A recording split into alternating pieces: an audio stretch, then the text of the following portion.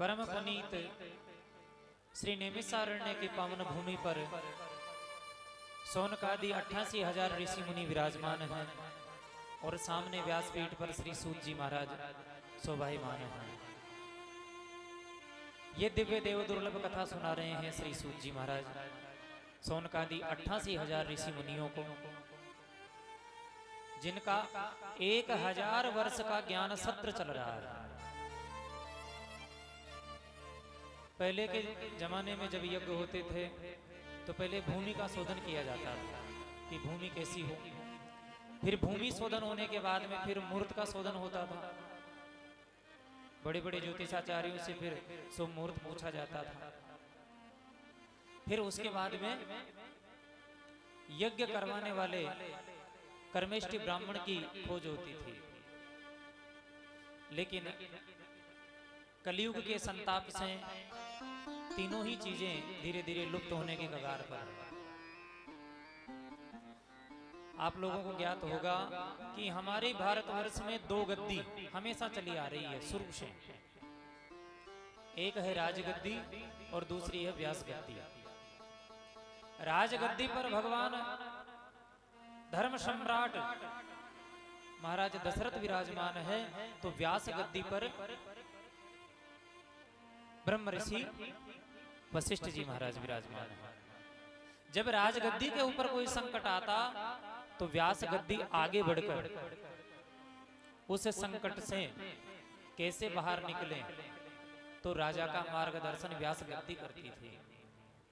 जब जब महाराज दशरथ पर संकट आया तो नंगे पांव चलकर सदगुरु वशिष्ठ जी के पास पहुंचे और वशिष्ठ जी ने अपने दिव्य शास्त्रों के दिव्य ज्ञान के द्वारा उनका मार्गदर्शन किया। शास्त्र का अर्थ क्या होता है?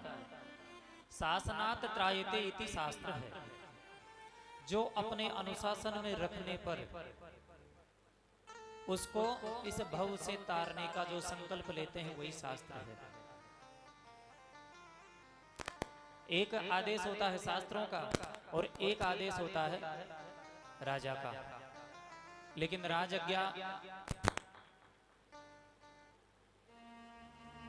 आज्ञा का पालन हमें इसलिए करना पड़ता है कि कहीं दंड ना मिले, क्योंकि राजा की आज्ञा नहीं मानेंगे तो हमें दंड मिलेगा।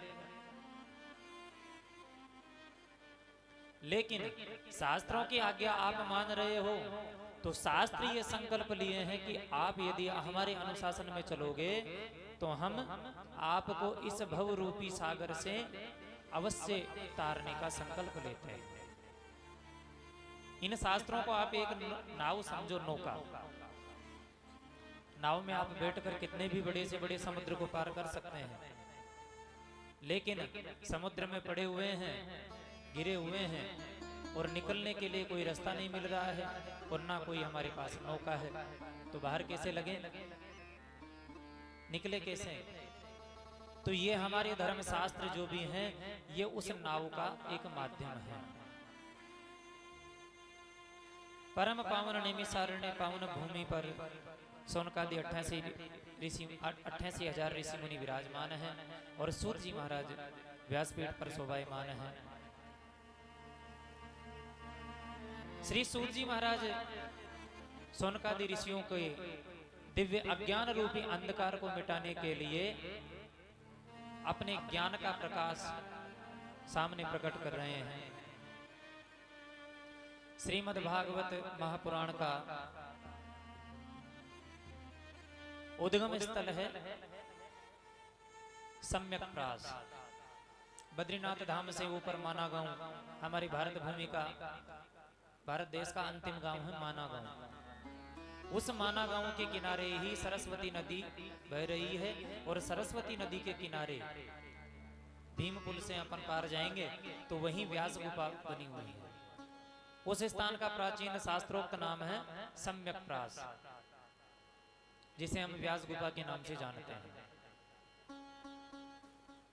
वहीं व्यास गुफा के बगल में गणेश गुफा है, गणेश जी महाराज की गुफा।